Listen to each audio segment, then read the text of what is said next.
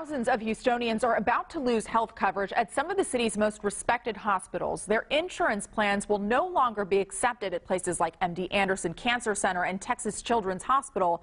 With only days left to find a new plan, these patients have to make some big decisions. Health reporter Hernandez has been tracking this issue, and tonight she's revealing a new option. Everybody is saying, I want to have access to MD Anderson and all their latest medicine. It's like, you have to pay for that.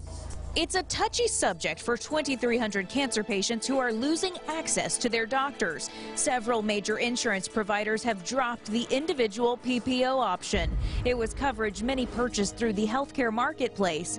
Now, those patients will be forced to switch doctors, switch plans, and start over. So it's very unfortunate that there are these other people who are sort of getting caught in the crosshairs and can't get access to a PPO plan. One of those caught in the crosshairs is Renee Matthew.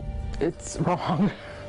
It's really wrong. Her sister and mother both died of breast cancer. She regularly gets biopsies at MD Anderson and participates in clinical research trials that are often covered by insurance. I've been in clinical trials where they've done biopsies, fine needle biopsies, breast biopsies, core biopsies, painful things, all to make a contribution to curing cancer. But in January, she won't be a part of it anymore. Patients like her are losing coverage and access to most of Houston's big-name hospitals, MD Anderson, Texas Children's, the Heart Institute, depending on their provider. This week, Humana came up with a high-deductible plan that's off the exchange and not guaranteed to cover all facilities. Health economist Vivian Ho says purchasing outside of the marketplace will be pricey. Who are they going to attract? They're going to attract all patients who have already been diagnosed with cancer, okay? These are all very high-cost patients. She says this is why insurance companies had to drop the PPO in the first place. They are losing money by covering people who never saw doctors before the Affordable Care Act.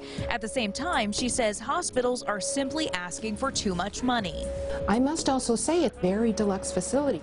It's not clear that that actually, in all cases, leads to better outcomes, and I think you can actually, in many types of cancer, get the same outcome at a lower cost. HMOs can still be purchased through the marketplace, and off-exchange plans like the new Humana PPO buy coverage with doctors like those at Oncology Consultants in Memorial. The patients still have access to cancer and quality cancer care. Grigsby says they're already helping people make the switch. We have nurse navigators, we have financial support people, similar to the big facilities in the medical center. Leaving the doctors that know her medical history isn't what Renee Matthew wants. To go to another doctor, I'm petrified of that.